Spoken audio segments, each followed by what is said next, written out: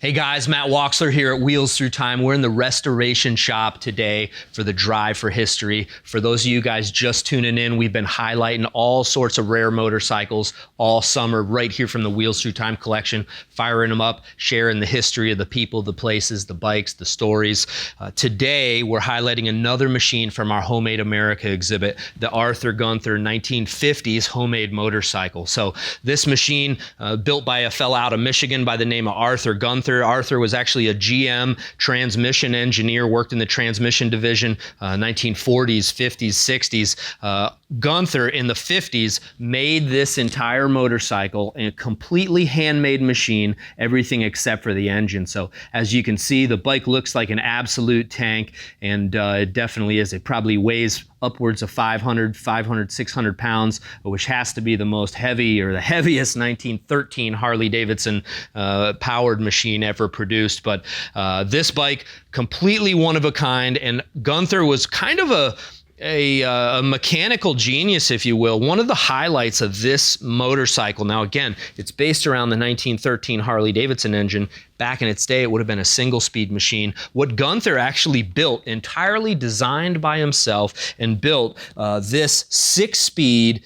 transmission, okay? So this works, as I understand it, a lot like say a semi-transmission. There's a high and a low gear set, but then there's also a first, second, and third gear. So in high, you've got a first, second, third. In low, you've got a first, second, third. So you've got your double shifters right up here. They're both in neutral right now, but you've actually got low in back, high in front, and then you've got your 3 gear selectors right here on the inside shifter. So again, completely homemade transmission, and even though this motor only produces about 4 horsepower, this thing would get down the road a lot faster than you want to. So, but entirely handmade motorcycle, and it's really quite a marvel. The front end, Gunther made his own Springer front end. So started out with this thick cut plate here on both sides, and it's actually a leading link style Springer with the springs up front. Really works quite well. One of the most impressive things of this motorcycle, aspects of this motorcycle, are the spirals or the hand controls. Harley-Davidson used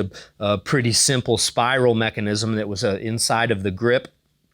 This works a lot the same way, but the action's entirely different. So you can see the push-pull action there of the throttle cable, but it's all done with these small, tiny linkages.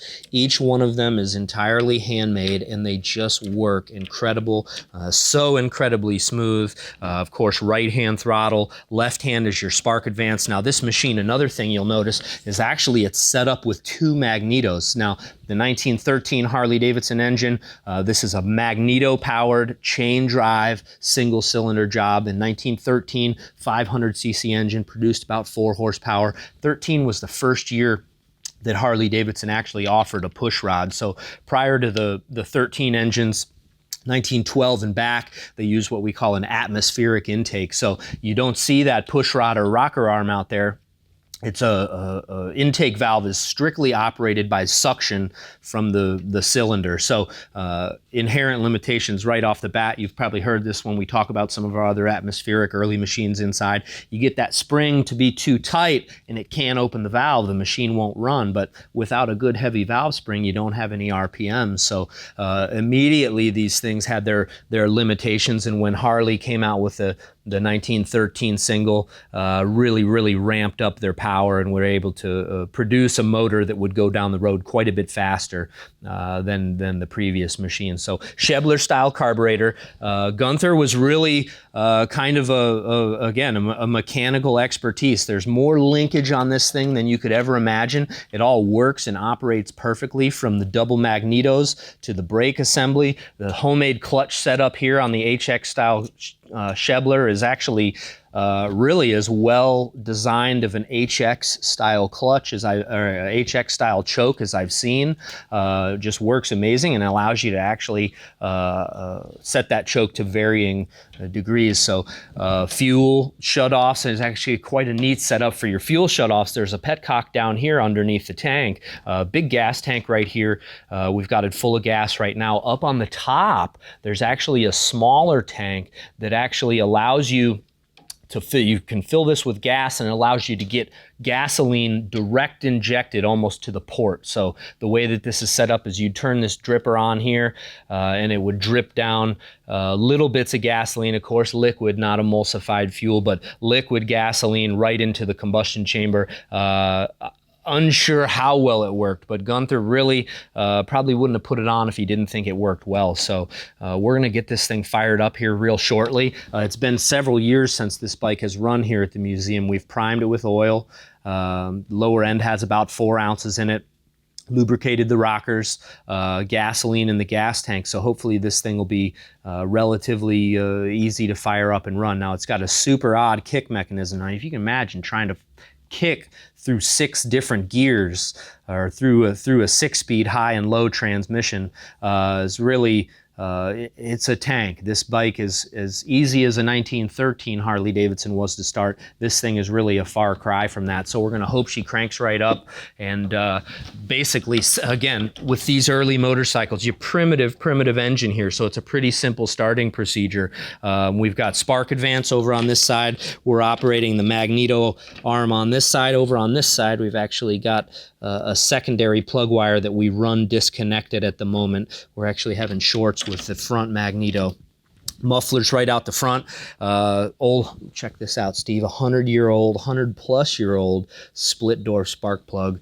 Really wouldn't pick anything else for a motor like this. The split door plugs really work well. And 100 years later, here we are using the same spark plug that this thing was probably produced with. So the way that this one works is clutch right here on the right foot. So this is kind of Sportster-esque or early Sportster-esque in the sense that your clutch is on the right side.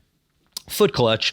On the left side, you've got your brake. So we're going to go ahead and crank this thing up and hope she fires up and runs like she used to. So fuel is on.